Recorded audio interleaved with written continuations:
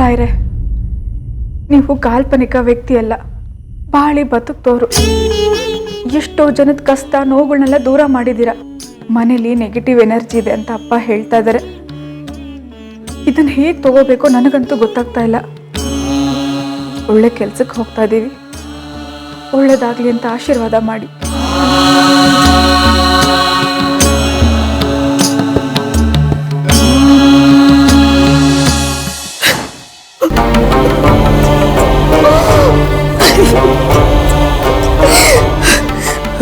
ಬೇಡಪ್ಪ ಬೇಡ, ನನ್ನಂತ ತಾಯಿ ಯಾವ ಮಕ್ಳಿಗೂ ಬೇಡ ಬೇಡ. ಇರೋ ಇಬ್ರು ಮಕ್ಳಿಗೆ ನನ್ನಿಂದ ಪ್ರೀತಿ ತೋರ್ಸಕ್ಕಾಗ್ತಿಲ್ಲ. ನಾನು ಎಂಥ ಕೆಟ್ಟ ತಾಯಿ ಆಗ್ಬಿಟ್ಟೆ. ಅಯ್ಯೋ, ನಾನೆಂಥ ಕೆಟ್ಟ ತಾಯಿ ಆಗ್ಬಿಟ್ಟೆ. ನಾನೆಂಥ ಕೆಟ್ಟ ತಾಯಿ ಆಗಿರೋದಕ್ಕೆ ಆ ದೇವರು ಇತ್ತೊಬ್ಬ ಮಗನ ನನ್ನಿಂದ ಕಿತ್ಕೊಂಡ. ಇರೋ ಮಗಳಿಗೆ ಪ್ರೀತಿ ತೋರ್ಸಕ್ಕಾಗದೆ ನಾನೇ ದೂರ ಇಡುವಂಥ ಪರಿಸ್ಥಿತಿ ತಂದೊಡ್ಡಿದ್ದಾನೆ. ಅಯ್ಯೋ ರಾಯ್ರೆ, ನನಗೆ ಯಾಕೆ ಇಂಥ ಸ್ಥಿತಿ ತಂದ್ಬಿಟ್ರಿ? ಯಾಕೆ ಯಾಕೆ?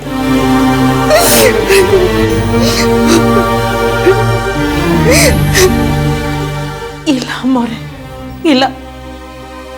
ನಿಮ್ಮಂತ ತಾಯಿ ಪ್ರೀತಿ ತುಂಬಾ ಅಪರೂಪ. ನಿಮಗ್ ಬಂದಿರೋಂಥ ಘೋರ ಪರಿಸ್ಥಿತಿ ಇನ್ಯಾವ ತಾಯಿಗೂ ಬರಬಾರ್ದು.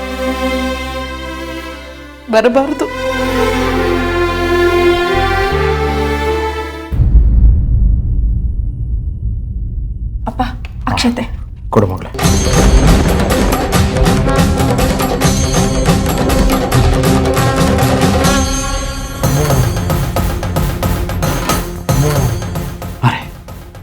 ನೋಡ್ತೀಯ ಮಗಳೇ, ರಾಯರ ಮಂತ್ರಾಕ್ಷತೆ ಶಕ್ತಿ ಎಷ್ಟಿದೆ ಅಂತ. ಇದ್ರ ಮುಂದೆ ಯಾವ ದುಷ್ಟಶಕ್ತಿ ಆಟನೂ ನಡೆಯೋದಿಲ್ಲ ಕಂದ. ಹೋಗೋಣ ಬಾ ಮಗಳೇ. ಅಪ್ಪ ಅಪ್ಪ ಅಪ್ಪ, ಜಾಸ್ತಿ ಪಟ್ಟಾಯ್ತಾ ಅಪ್ಪ? ಬೆತ್ತಗೆ ಜೋರಾಗಿ ಮಾತಾಡಬೇಡ, ಎಲ್ರಿಗೂ ಎಚ್ಚರ ಆಗುತ್ತೆ. ಮತ್ತೇನಪ್ಪ ಮಾಡೋದೀಗ? ಇಷ್ಟೇ ಅಲ್ಲ ಮಗಳೇ, ಇನ್ನೂ ದೊಡ್ಡ ದೊಡ್ಡ ಅಡ್ಡಿ ಆತಂಕಗಳು ಎದುರಾಗುತ್ತೆ. ನಾವು ಎದುರಿಸ್ಬೇಕು ಅಷ್ಟೇ. ಯಾವುದಪ್ಪ ಇದೆಲ್ಲ? ನೆಗೆಟಿವ್ ಎನರ್ಜಿಮ್ಮ. ಗುರುಗಳ ಸಮಸ್ಯೆ ಇದೆ ಅಂತ ಮನೆಯಿಂದ ಆಚೆಗೆ ಹೋಗಿದ್ರು. ಅವರನ್ನೇ ಒಂದು ಕ್ಷಣ ನಿಲ್ಲದ ಹಾಗೆ ಮಾಡಿದ್ದು ನಮ್ಮನ್ನು ಬಿಡುತ್ತಾ? ಅಪ್ಪ, ನನಗೆ ಯಾಕೋ ತುಂಬ ಭಯ ಆಗ್ತಿದೆ. ಇಷ್ಟೊತ್ತಲ್ಲಿ ನಾವಲ್ಲಿ ಹೋಗಲೇಬೇಕಾ? ನೋಡು ವೇದ, ಸೂತಕದ ಮನೆಯಲ್ಲಿ ತಿಥಿ ಕರ್ಮ ಮುಗಿಯೋವರೆಗೂ ಇಂಥ ಘಟನೆಗಳು ನಡೆಯೋದು ಸಹಜ.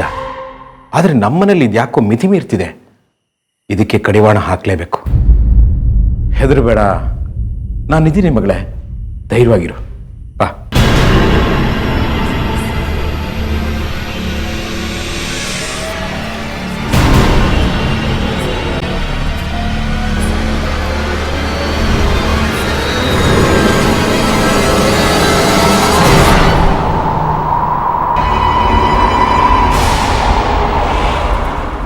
ಅಪ್ಪ, ವೆದರ್ ಸರಿ ಇಲ್ಲ, ಗಾಳಿ ತುಂಬ ಜೋರಿದೆ ಅಪ್ಪ. ಏನೇ ಆದರೂ ಗುರುಗಳನ್ನ ನಾವು ಭೇಟಿ ಮಾಡಲೇಬೇಕಮ್ಮ. ಬಾ.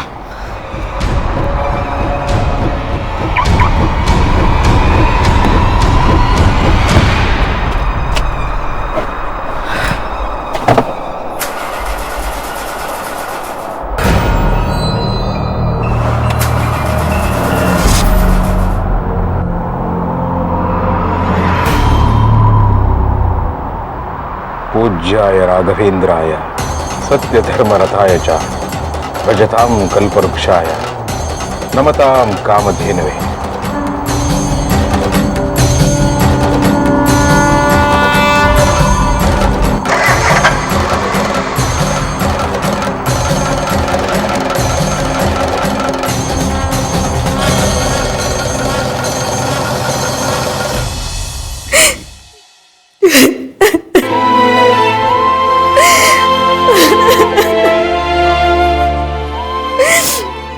ಯಾವ ಕಡೆ ಅಂತ ಸಾಯ್ಲಿ, ಯಾರನ್ನ ಅಂತ ನೋಡ್ಕೊಳ್ಳಿ, ಯಾರಿಗೆ ಪ್ರೀತಿ ಮಾಡಲಿ?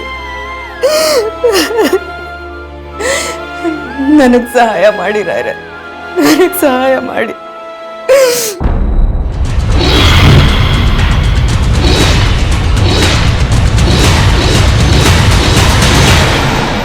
ಗುರುಗಳೇ, ನಮ್ಮಣ್ಣ ಇಷ್ಟು ವರ್ಷದಿಂದ ಕಷ್ಟಪಟ್ಟು ಕಾಪಾಡ್ಕೊಂಬಂದಿರೋ ನಮ್ಮ ಮನೆನ ನನ್ನ ಕೈಲಿ ಉಳಿಸ್ಕೊಳಕ್ಕಾಗುತ್ತೋ ಇಲ್ವೋ ಅನ್ನೋ ಭಯ ಕಾಡ್ತಿದೆ. ನಮ್ಮ ಮನೆಯಲ್ಲಿ ಪ್ರತಿದಿನ ಒಂದಲ್ಲ ಒಂದು ಸಮಸ್ಯೆ ಉದ್ಭವ ಆಗ್ತಿದೆ.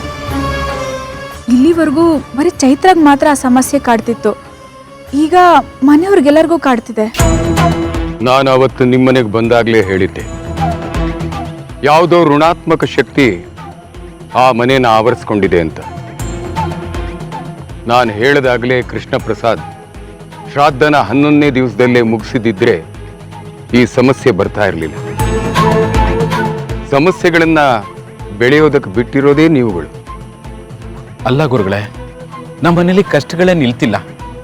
ಶ್ರಾದ್ದ ಮಾಡೋಕೆ ಯಾರಲ್ಲೂ ಸಮಾಧಾನ ಇಲ್ಲ. ಒಬ್ಬರನ್ನೊಬ್ರು ಸಂತೈಸೋದೇ ಆಗೋಗಿದೆ. ಆ ಸಮಯದಲ್ಲಿ ಹೀಗೆಲ್ಲ ಆಗೋದು ಸಹಜ ಇಂದ್ರ ಪ್ರಸಾದ್. ನಾವು ಧೈರ್ಯನ ಒಗ್ಗೂಡಿಸ್ಕೊಂಡು ಮಾಡೋ ಕಾರ್ಯನ ಮುಂದುವರಿಸ್ಕೊಂಡು ಹೋಗ್ಬೇಕು. ಆದರೆ ಈ ಶ್ರಾದ್ದಕ್ಕೆ ಆ ಮನೆಯಲ್ಲಿ ಯಾರದ್ದೋ ಅಡ್ಡಿ ಕಾಣ್ತಾ ಇದೆಯಲ್ಲ. ಯಾರು ಗುರುಗಳೇ? ಯಾರು ಅಡ್ಡಿ ಮಾಡ್ತಿದ್ದಾರೆ?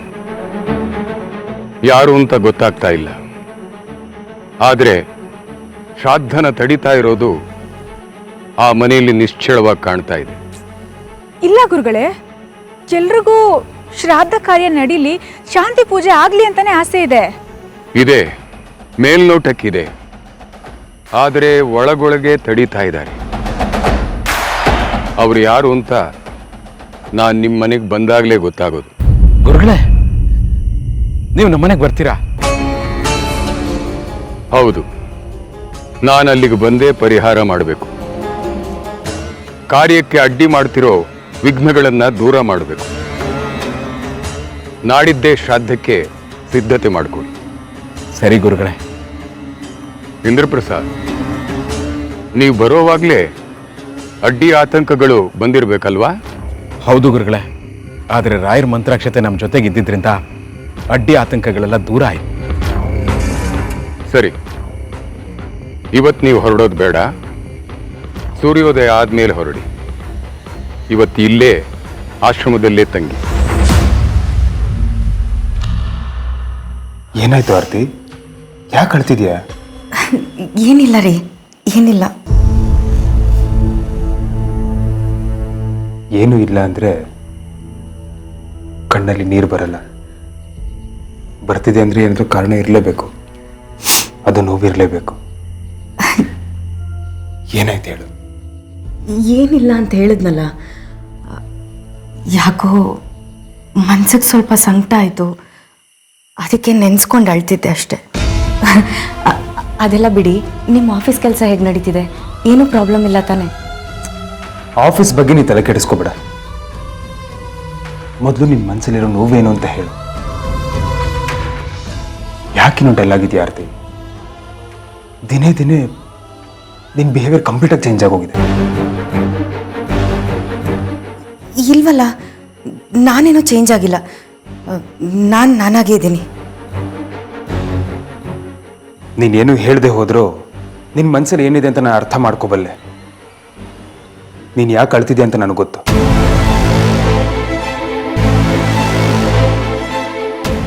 ಚಿರು ವಿಷಯ ತಾನೆ? ಚಿರು ಏನು ಮಾಡ್ಬಿಡ್ತಾನೆ ಅನ್ನೋ ಭಯ ತಾನೆ? ಅಂದ್ರೆ ಚಿರು ವಿಷಯ ಏನಾದರೂ ಇರೋ ಗೊತ್ತಾಗೋಯ್ತಾ? ಯಾರು ಹೇಳಿರ್ಬೋದು? ಮಾತಂಗಿ ಏನಾದರೂ ಹೇಳ್ಬಿಟ್ಲಾ? ಏನ್ ಚಿರು ವಿಷಯ? ಅದೇ, ಚಿರು ಆತ್ಮವಾಗಿ ಬಂದಿದ್ದಾನೆ, ಅವನು ಕಾಡ್ತಿದ್ದಾನೆ.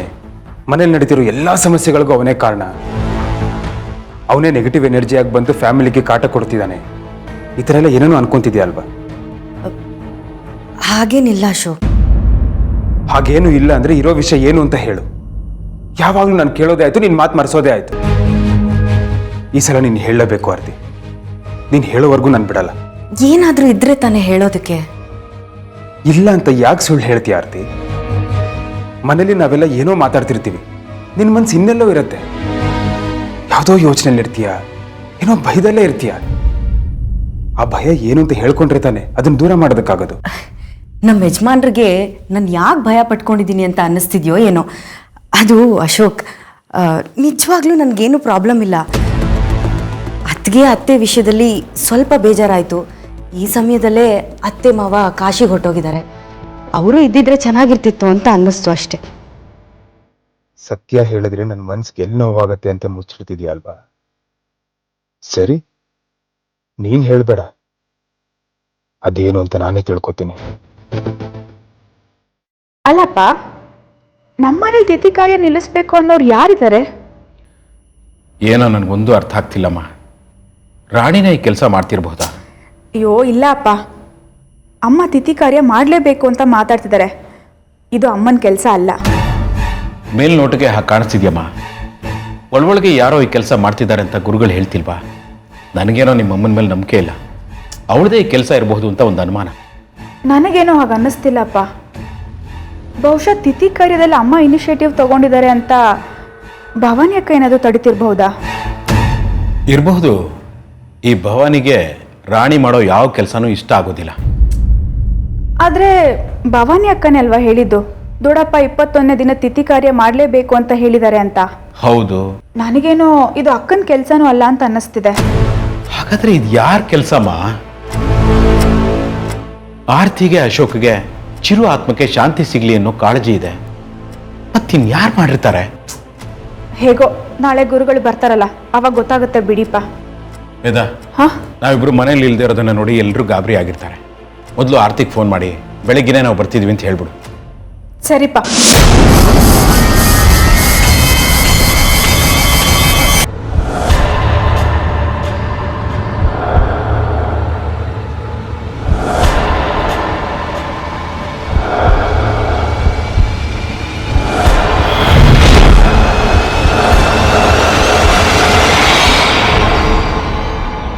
ಮಮ್ಮಿ ನಿನ್ನನ್ನೇ ಜಾಸ್ತಿ ಕೇರ್ ಮಾಡ್ತಾರೆ.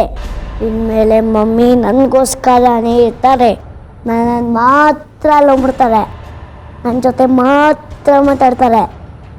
ನಿನ್ನ ಮಮ್ಮಿಯಿಂದ ಹೇಗೆ ದೂರ ಮಾಡ್ತೀನಿ ಅಂತ ನೋಡ್ತಾ ಇರು. ನೀನು ನಿಮ್ಮ ಮನೇಲಿ ಒಂಟಿಯಾಗಿರಬೇಕು, ಹಾಗೆ ಮಾಡ್ತೀನಿ.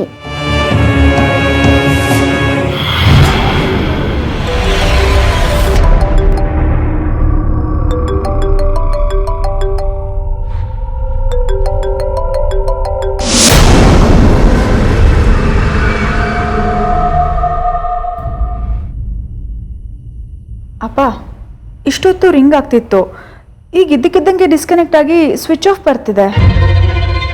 ಇದೆಲ್ಲ ಅದರದ್ದೇ ಆಟಮ್ಮ. ಇನ್ನೊಂದ್ಸರ್ತಿ ಟ್ರೈ ಮಾಡು. ಹಾಂ.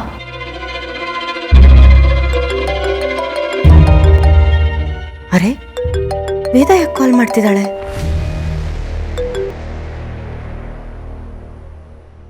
ಹಲೋ ವೇದ, ಮನೇಲಿ ಇದ್ಕೊಂಡು ಯಾಕೆ ಕಾಲ್ ಮಾಡ್ತಿದ್ಯಾ? ಇಲ್ಲ ಅದಕ್ಕೆ, ನಾನು ಮನೇಲಿಲ್ಲ. ಮನೇಲಿಲ್ಲ? ಹೌದು ಅದಕ್ಕೆ, ನಾನು ಅಪ್ಪ ಗುರುಗಳನ್ನ ಮೀಟ್ ಮಾಡೋಣ ಅಂತ ಆಶ್ರಮಕ್ಕೆ ಬಂದಿದ್ವಿ. ತುಂಬ ಲೇಟ್ ಆಗಿತ್ತಲ್ಲ, ಅದಕ್ಕೆ ಗುರುಗಳು ಇಷ್ಟೊತ್ತಲ್ಲಿ ಹೋಗೋದು ಬೇಡ, ಇಲ್ಲೇ ಆಶ್ರಮದಲ್ಲೇ ಉಳ್ಕೊಳ್ಳಿ ಅಂತ ಹೇಳಿದ್ರು. ಒಂದು ಮಾತು ತಿಳಿಸೋಣ ಅಂತ ಕಾಲ್ ಮಾಡಿದೆ. ಗುರುಗಳ ಆಶ್ರಮಕ್ಕ? ಆಶ್ರಮಕ್ಕೆ ಯಾಕೆ ಹೋದ್ರಿ? ಅದು ಯಾರಿಗೂ ಹೇಳ್ದೆ ಕೇಳ್ದೆ ಇಷ್ಟೊತ್ತಲ್ಲಿ? ಅದು ಅದಕ್ಕೆ ಮನೇಲಿ ಈ ವಿಷಯ ಯಾರಿಗೂ ಹೇಳೋದು ಬೇಡ ಅಂತ ಅಪ್ಪ ಹೇಳಿದ್ರು. ಯಾಕೆ? ಮನೇಲಿ ಇದ್ದಕ್ಕಿದ್ದಂಗೆ ಏನೇನೋ ನಡೀತಾ ಇದೆ, ಇದೆಲ್ಲ ನೆಗೆಟಿವ್ ಎನರ್ಜಿ ಪ್ರಾಬ್ಲಮ್ ಅಂತ ಅಪ್ಪ ಹೇಳ್ತಿದ್ರು. ಅದಕ್ಕೆ ಗುರುಗಳ ಹತ್ರ ಮಾತಾಡ್ಕೊಂಡು ಹೋಗೋಣ ಅಂತ ಬಂದ್ವಿ. ಮಾತಾಡಿದ್ದಾಯ್ತು ಅದಕ್ಕೆ, ನಾವು ಬೆಳಗ್ಗೆ ಬರ್ತೀವಿ. ಸರಿ ಅದಕ್ಕೆ, ಬಾಯ್. ವೇದ ವೇದ, ಒಂದು ನಿಮಿಷ. ಗುರುಗಳು ಏನು ಹೇಳಿದ್ರು? ಚಿರು ಶ್ರಾದ್ದ ಕಾರ್ಯಕ್ಕೆ ಎಲ್ಲ ರೆಡಿ ಮಾಡ್ಕೊಳ್ಳಿ ಅಂತ ಹೇಳಿದ್ದಾರೆ.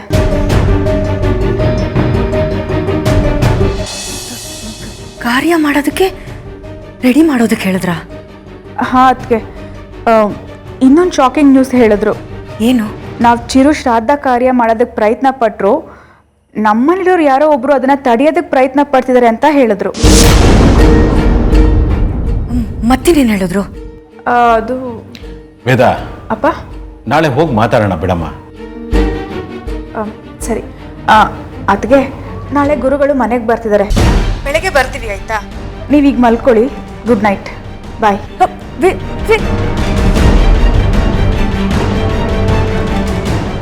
ಅಯ್ಯೋ ದೇವ್ರೆ, ಚಿರು ಕಾರ್ಯನ ನಿಲ್ಲಿಸ್ಬೇಕು ಅಂತ ನಾನು ಪ್ರಯತ್ನ ಮಾಡ್ತಿರೋದು ಗುರುಗಳಿಗೆ ಗೊತ್ತಾಗೋಗಿದ್ಯಾ?